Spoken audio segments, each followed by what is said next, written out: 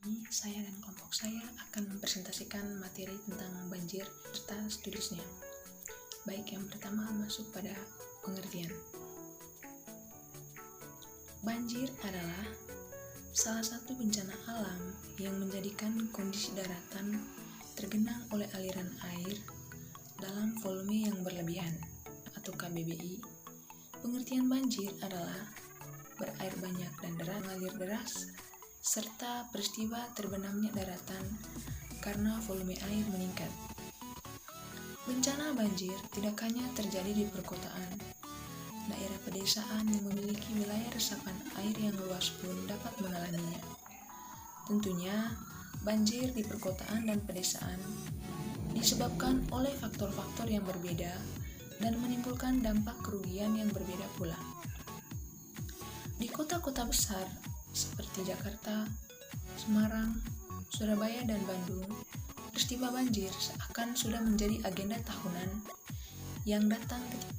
Sedangkan banjir di daerah pedesaan umumnya disebabkan oleh gundulnya hutan sehingga debit air sungai meluap atau biasa disebut banjir bandang.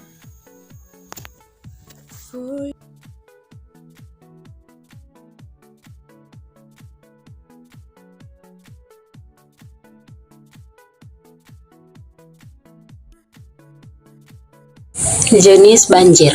Bencana banjir dapat dibedakan menjadi beberapa jenis.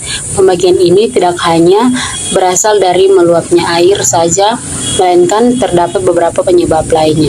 Yang pertama, banjir air biasa. Banjir air biasa adalah banjir yang disebabkan oleh meluapnya air yang berasal dari sungai, parit atau selokan yang menggenangi wilayah sekitar. Banjir ini adalah banjir yang sering terjadi di masyarakat. Pada umumnya, banjir ini disebabkan oleh debit air yang meningkat akibat hujan deras dalam waktu yang lama. 2. Banjirop. Banjirop adalah genangan air yang terjadi di kawasan pesisir akibat pasang surut air laut. Biasanya banjir ini terjadi di daerah pinggiran pantai yang memiliki permukaan tanah di bawah permukaan air laut. Yang ketiga, banjir bandang. Banjir bandang merupakan jenis banjir yang sangat berbahaya. Ketika banjir bandang terjadi, air bercampur dengan material lain seperti lumpur, bebatuan, dan batang pohon akan menciptakan kerusakan parah pada daerah-daerah yang dilewatinya. Banjir ini datang secara tiba-tiba dan diakibatkan oleh intensitas hujan yang tinggi di daerah pegunungan serta pengaruh kondisi hutan.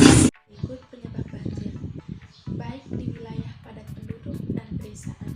Banjir masing-masing wilayah dipengaruhi oleh penyebab dan faktor tertentu, misalnya faktor alam dan faktor manusia. Bencana hidrometeorologi ini dipengaruhi dari berbagai hal. Yang pertama, topografi wilayah. Kondisi topografi adalah bentuk permukaan suatu wilayah. Wilayah dengan topografi rendah lebih berisiko mengalami banjir dibanding dataran tinggi. Yang kedua, intensitas curah hujan. Curah hujan yang tinggi dalam jangka waktu yang panjang akan meningkatkan risiko banjir. Yang ketiga, kondisi hutan. Hutan dapat memberikan banyak manfaat bagi manusia dan lingkungan, termasuk dapat mengendalikan banjir. Pohon-pohon yang tumbuh di hutan berperan untuk menahan dan menyerap air. Yang keempat, sistem tata kelola.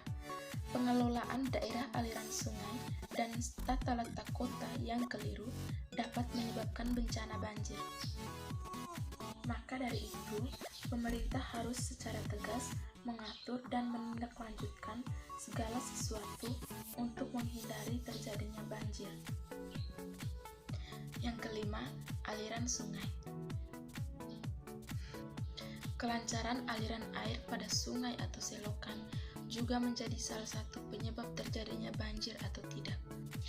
Tumpukan sampah yang berlebihan pada sungai atau parit dapat menyebabkan meluapnya air ke daratan sehingga banjir dapat terjadi. Dampak dan kerugian seperti bencana lainnya, gempa bumi, angin topan, tsunami, dan banjir tentu menimbulkan dampak bagi manusia dan lingkungan. Kerugian materi dan non-materi yang dialami juga akan memberikan trauma dalam jangka waktu tertentu. Berikut ini adalah beberapa dampak dari bencana banjir, antara lain: pertama, kerugian materi. Arus banjir yang kuat dapat menyeret apapun yang dilewatinya. Harta benda seperti kendaraan, rumah, dan materi lain dapat hanyut dan hilang terbawa arus. Yang kedua, sarana dan prasarana rusak. Sarana dan prasarana publik akan lumpuh akibat kerusakan yang ditimbulkan oleh banjir. Pemadaman listrik menjadi hal yang dilakukan oleh PLN untuk mengurangi risiko warga terkena sengatan listrik.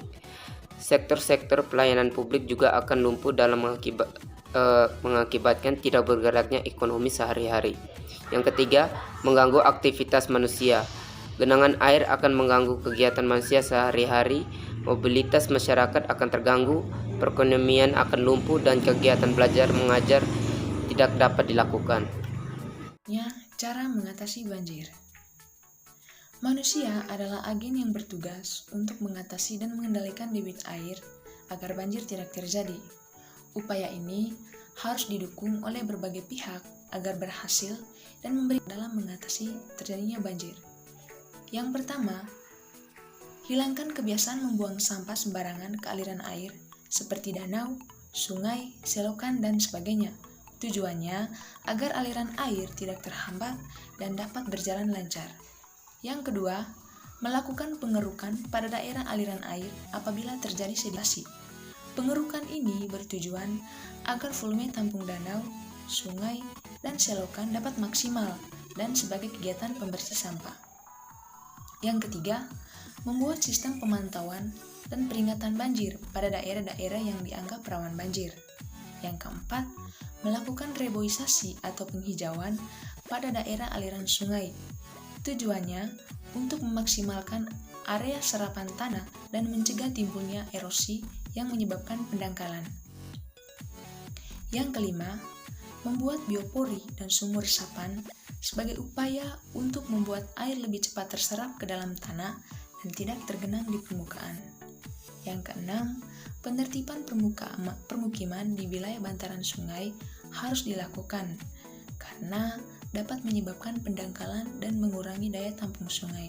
Yang ketujuh, membangun area tampungan air seperti tanggul dan waduk. Fungsinya adalah untuk menampung debit air yang meningkat serta dapat dimanfaatkan sebagai dan sumber air ketika musim kemarau. Yang kedelapan, menyediakan area resapan air berupa ruang terbuka hijau, taman kota, atau hutan kota yang dapat mencegah genangan air dan menjadi limpasan.